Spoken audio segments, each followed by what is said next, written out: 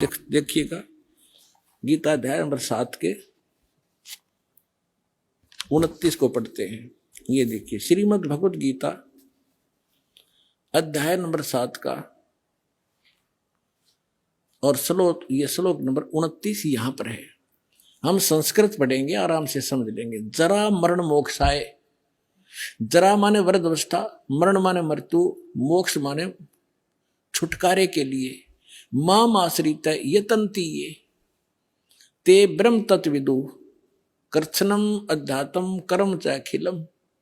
इसका अर्थ बनता है कि मेरे इस ज्ञान को आश्रय कर लेगा जो मैंने ज्ञान दिया है कि अर्जुन तत्वदर्शी संत की खोज कर ले उस परमात्म तत्व को, परमात्मा को समझने के लिए, जहां जाने के बाद फिर लौटकर कभी जन्म मृत्यु नहीं होगी, इस परम शांति प्राप्त होगी। जो मेरे इस ज्ञान को आश्रित कर लेता है और जो केवल जरा और मरण से छूटने का जो प्रयत्न कर रहे हैं वो तत्परम से परिचित हो चुके हैं और सारे दातम ज्ञान से और सभी कर्मों से परिचित हैं। केवल वही उस जरा और मरण से छूटने के लिए प्रयत्नशील हैं, संसार की किसी वस्तु की इच्छा नहीं रखते। तब 8वें अध्याय के प्रथम मंत्र में अर्जुन ने पूछा फिर किम तत्परम, वो तत्परम क्या है? 8वें अध्याय के 3रे श्लोक में गीता ज्ञानदाता ने कहा वो परम अक्षर ब्रह्म है। एक सरब्रह्म, 21 ब्रह्मांड का स्वामी, इसको सरपुरुष कहो, सरब्रह्म कहो। फिर अक्षर ब्रह्म, उसको अक्षर पुरुष कहो, अक्षर ब्रह्म कहो। वो 7 संग ब्रह्मांड का स्वामी अभी आपको दिखा था। और वो उत्तम पुरुषत्व अन्य परमात्मा इति उदाहरते 15वें अध्याय के 17वें श्लोक में, या गीता अध्याय नंबर 8 के श्लोक नंबर 3 में कहा कि वो परम अक्षर ब्रह्म है। अब गीता ज्ञानदाता कहता है मेरी साधना करेगा तो मुझे प्राप्त होगा, जन्म मृत्यु तेरी भी रहेगी मेरी भी रहेगी। और उस तत्वदर्शी संत की खोज करके उस परम अक्षर ब्रह्म की साधना करेगा, उसको प्राप्त हो जाएगा, फिर कभी तेरी जन्म मृत्यु नहीं होगी। इतना सा ज्ञान है इस पूरी गीता जी में। अब देखिएगा हम पढ़ रहे अध्याय नंबर 7 का और मंत्र नंबर 29। ये तो दास ने आपको संस्कृत से अनुवाद किया है। अब देखिएगा इनका अनुवाद। जो मेरे शरण होकर जरा और मरण से छूटने के लिए यत्न करते हैं। जरा माने नहीं लिखे उन्होंने, क्या होता है? जरा माने बुढ़ापा, वृद्धावस्था का कष्ट। इस जीव के ऊपर 2 दुख हैं सबसे भारी। एक तो वृद्धावस्था, सारे अंग शिथिल हो जाते हैं, सब रोग घेर लेते हैं। और फिर मृत्यु, देख कितने अच्छे बेटे हैं बेटियां हैं, कैसी मकान है कोठी है, और कैसा दिल लग रहा है, 1 मिनट में मृत्यु हो जा, खा के जीवन। तो यहां इसमें बताया कि जो जरा और मरण से छूटने का जो प्रयत्न कर रहे हैं वो तत्परम से परिचित है। यह देखो, जो मेरे शरण होकर जरा और मरण से छूटने के लिए प्रयत्न करते हैं वे पुरुष तत्, उस ब्रह्म को तत्परम को संपूर्ण दातम को तथा संपूर्ण कर्मों को जानते हैं। अब देखो 8वें अध्याय के प्रथम मंत्र में अर्जुन ने पूछा किम तत्परम किम अध्यात्म किम कर्म पुरुषोत्तम अधिभूतम च किम प्रोक्तम अधिदेवम किम उच्यते। इसमें पूछा कि वह ब्रह्म क्या है, वो तत्परम के है। अब गीता ज्ञानदाता ने 8वें अध्याय के 3रे श्लोक में बताया। 8वें अध्याय के 3रे श्लोक में वो परम अक्षर ब्रह्म है।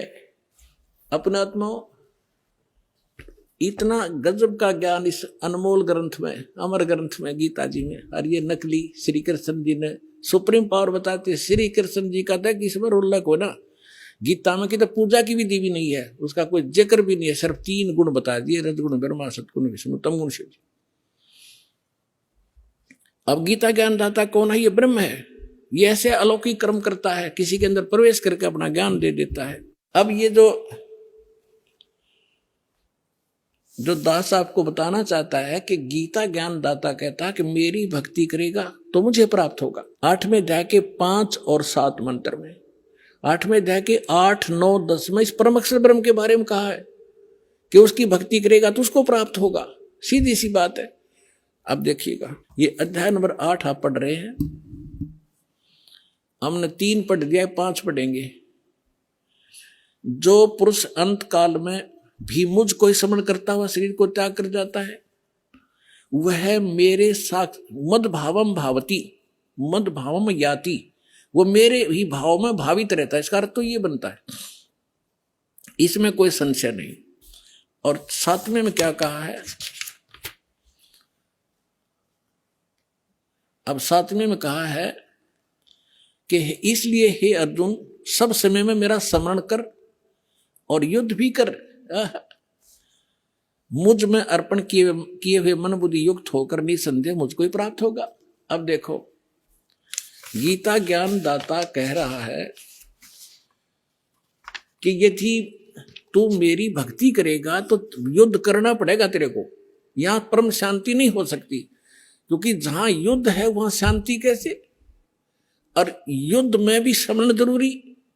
तो इसलिए जो हठ योग किए करते हैं, जंगल में बाहर वन में चले जाते हैं, या 2.5 घंटे सुबह 2.5 घंटे शाम को हठ योग करते हैं, ये गीता और वेदों विरुद्ध है और सच्चिदानंद घन ब्रह्म की वाणी के विरुद्ध है। सच्चिदानंद घन ब्रह्म की वाणी में उस तत्व ज्ञान में लिखा है, नाम उठत नाम बैठत नाम सोत जागवे, नाम खाते नाम पीते नाम सेती लागवे। यही गीता में लिखा है कि तू युद्ध भी कर, मेरा सिमरण भी कर, और इसका सिमरण करते हुए अंतिम सांस तक तू मेरा सिमरण करता हुआ शरीर छोड़कर जाएगा तो मुझे प्राप्त होगा। अपना नाम, अपना मंत्र क्या बताता है देखिएगा, गीता अध्याय नंबर 8 के श्लोक नंबर अब 13 में गीता ज्ञानदाता कहता है, ओम इति एकाक्षरम ब्रह्म व्यवहारण माम अनुसमरण, यह प्रयाति तदंदेहम सयाति परमाम गतिम। मुझ ब्रह्म का, माम ब्रह्म, मुझ ब्रह्म का केवल ये ओम, यह एक अक्षर है, नथिंग एल्स, ये ओम अक्षर है, ये ओम, ये एक ओम अक्षर है। और सुमन करके, उच्चारण करके सुमन करने का, और यह प्रयाति तदंदेहम, जो इसका सिमरण करता हुआ शरीर छोड़कर जाता, सयाति परमाम गतिम, वो इस ओम से मिलने वाली परम गति को प्राप्त करेगा, परम गति को। अब ओम से मिलने वाली परम गति कौन सी है? ब्रह्मलोक, क्योंकि ब्रह्म का मंत्र है ओम। ओम के जाप से ब्रह्मलोक प्राप्त होगा, और ब्रह्मलोक में गए हुए प्राणी भी पुनरावृत्ति में 8वें अध्याय के 16वें श्लोक में लिखा, ये देखिएगा 8वें अध्याय के ये 16वें श्लोक में कि हे अर्जुन, ब्रह्मलोक पर्यंत भी सब लोग पुनरावृत्ति में है कि ब्रह्मलोक में गए हुए का भी जन्म मृत्यु होता है। इन्होंने इसमें आगे अनुवाद थोड़ा गलत किया है, ये फिर समझाएंगे, अब टाइम नहीं है। अब जो दास आपको समझाना चाहता है कि गीता ज्ञान दाता अपना मंत्र ओम बताता है, और अपने उससे मिलने वाली परमगति क्या है? ब्रह्मलोक। ब्रह्मलोक में गए हुए फिर पुनर्वर्ती जन्म मृत्यु में आते हैं, और अपनी स्थिति बताता है दूसरे अध्याय के 12वें श्लोक में, 10वें अध्याय के दूसरे श्लोक में, चौथे अध्याय के 5 और 9 श्लोक में कि अर्जुन तेरे और मेरे बहुत जन्म हो चुके हैं और आगे भी होंगे, ये ना समझना तू नहीं जानता मैं जानता हूं। इसलिए उसने कहा कि 18वें अध्याय के 62वें श्लोक में कि तू सर्वभाव से उस परमेश्वर की शरण में जा, उसकी कृपा से तू परम शांति को और सनातन परम धाम को प्राप्त होगा। अब उसका मंत्र कौन सा है? उस परमात्मा की भक्ति, परम अक्षर ब्रह्म की साधना करने का ओम तत्सत। 17वें अध्याय का 23वां श्लोक, फिर से आइए, ये 17वां अध्याय श्रीमद् भगवत गीता, अब ये 17वां अध्याय 17वें का 23वां श्लोक है।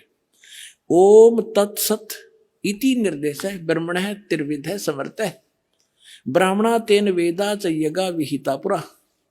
ओम ओम तत् तत् सत सत, ऐसे यह 3 प्रकार का सच्चिदानंद घन ब्रह्म, उस परम अक्षर ब्रह्म का मंत्र कहा है।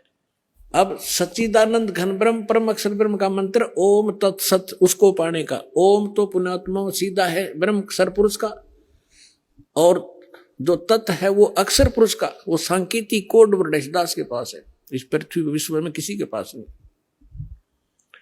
और सत है ये परम अक्षर ब्रह्म का, ये भी कोड वर्ड है, सांकेतिक शब्द है। ओम और तत् जो सांकेतिक शब्द है वो दोनों मिलकर ये सतनाम बनता है 2 अक्षर का। और जिसका भी आज तक मोक्ष हुआ उन महापुरुषों ने इस सतनाम का जाप किया है। और जो सत है वो सारनाम की तरफ संकेत है, वो भी कोई अन्य मंत्र है जो भक्तों को प्राप्त हो चुके हैं, उनको खूब ज्ञान है। अब 8वें अध्याय के 8, 9, 10 श्लोक, 3 श्लोकों में गीता ज्ञानदाता उस परम अक्षर ब्रह्म की साधना के लिए कहता, उसकी भक्ति करेगा उसको प्राप्त होगा, मेरी करेगा मुझे प्राप्त होगा, मुझे मेरी भक्ति करेगा जन्म मृत्यु तेरी भी रहेगी मेरी भी रहेगी, सनातन परम धाम नहीं प्राप्त हो सकता, परम शांति नहीं हो सकती, वो स्थान प्राप्त नहीं हो सकता जहां जाने के बाद फिर लौटकर कभी संसार बन जाते, और उसके बगैर पूर्ण मोक्ष नहीं हो सकता, परम शांति नहीं हो सकती, और ये जन्म मरण का कष्ट मिट नहीं सकता। अब देखिएगा श्रीमद् भगवत गीता 8वें अध्याय का 8, 9, 10 आपको रूबरू करते हैं। अध्याय नंबर 8 का, और यहां से शुरू करेंगे।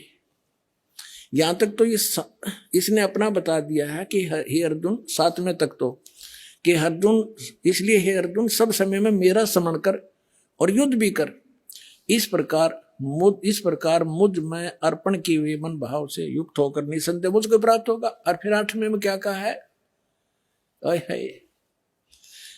अब अभ्यास योग युक्तेन चेतसा न अन्य गामिना परमं पुरुषम दिव्यम याति पार्थ अनुचिंतन। यहां देखिए, हे पार्थ यह नियम है कि परमेश्वर के, ओहो देखो पुण्यात्माओं, डेफिनेशन ऑफ गॉड भी आज तक हमें प्राप्त नहीं बता सके हमारे नकली गुरु।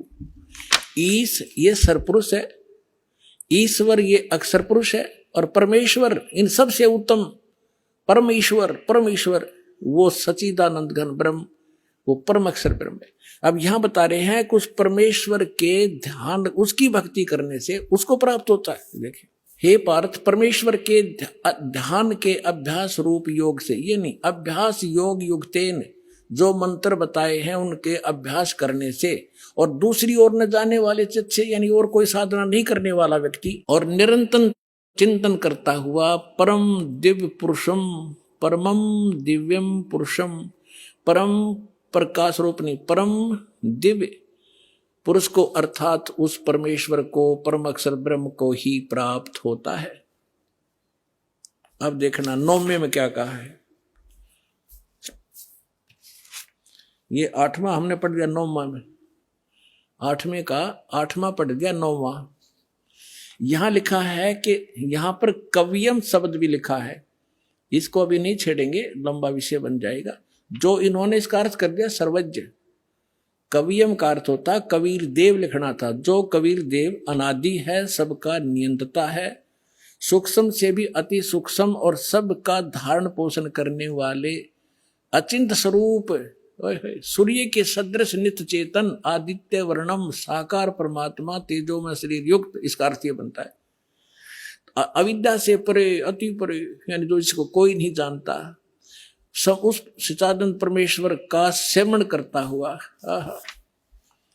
और 10वां श्लोक 8वें अध्याय का, करता हुआ वह भक्ति युक्त पुरुष साधक अंत काल में योग बल से, योग माने साधना की शक्ति से, बिरकुटी के मध्यम में प्राणों को अच्छी प्रकार स्थापित करके फिर निश्चल मन से उस 3 मंत्र के जाप का स्मरण करता हुआ उस दिव्यम परमम पुरुषम, परम अक्षर ब्रह्म को, दिव्य रूप परम पुरुष को, गीता ज्ञान दाता से अन्य जो परम अक्षर ब्रह्म है उसको ही प्राप्त होता है।